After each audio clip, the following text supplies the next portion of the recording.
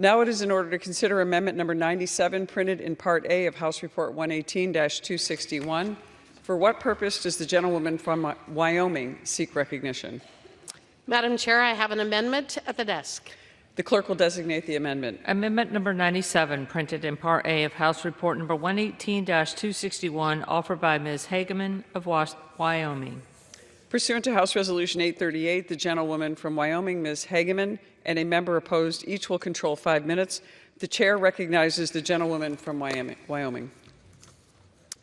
Thank you, Madam Chair. I rise in support of my amendment, which prevents any funding from being used to finalize or implement the CEQ's National Environmental Policy Act guidance on consideration of greenhouse gas emissions and climate change.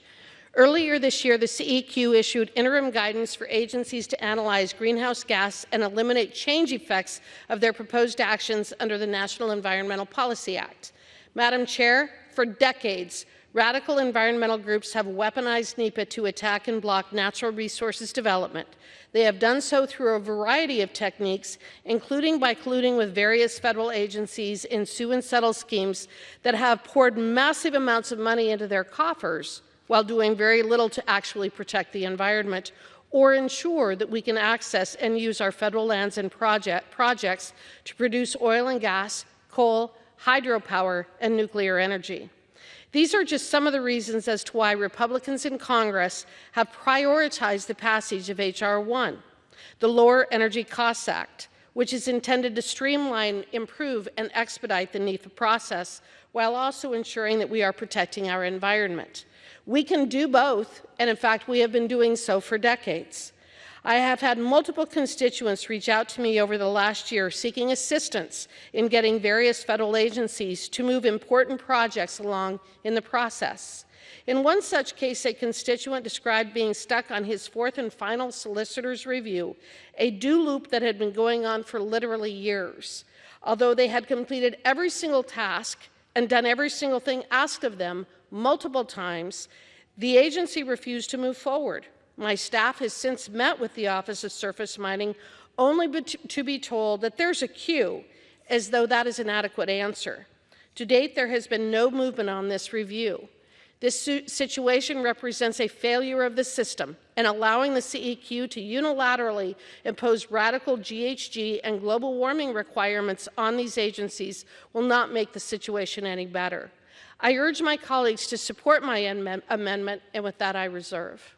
The gentlewoman from Wyoming reserves. For what purpose does the gentlewoman from Maine seek recognition? Thank you, Madam Chair. I claim time in opposition. The gentlewoman is recognized.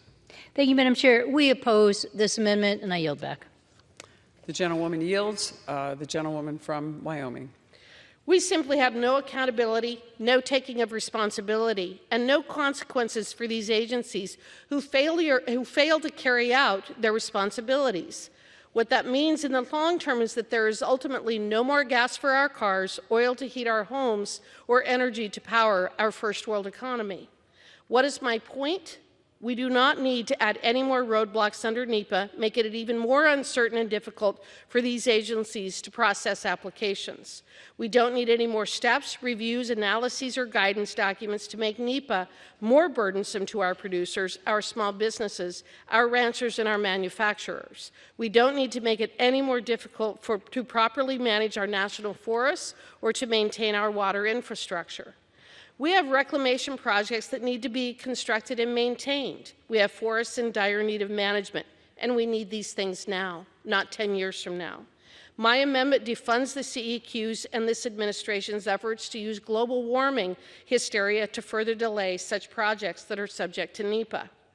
My amendment is also critically important to block CEQ's illegal attempt to avoid compliance with the APA's rulemaking requirements. CEQ doesn't have the authority to issue guidance documents with the force and effect of law, yet that is exactly how this guidance document will be interpreted, as imposing new requirements on project proponents as part of the NEPA review process. We must therefore stop CEQ from implementing a so-called guidance document that is in reality no such thing. CEQ should be forced to go through the public rulemaking process to adopt such wide-ranging changes to the NEPA procedural requirements.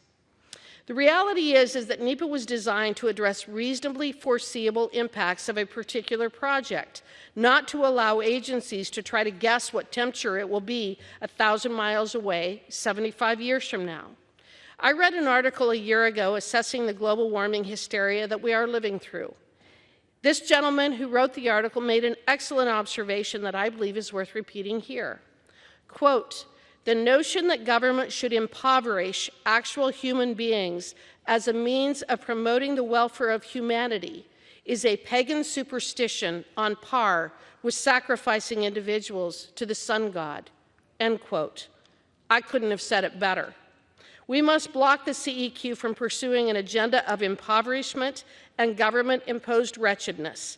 We must no longer tolerate their bowing to the sun god, and we must return to common sense and rational thinking to our permitting and NEPA process.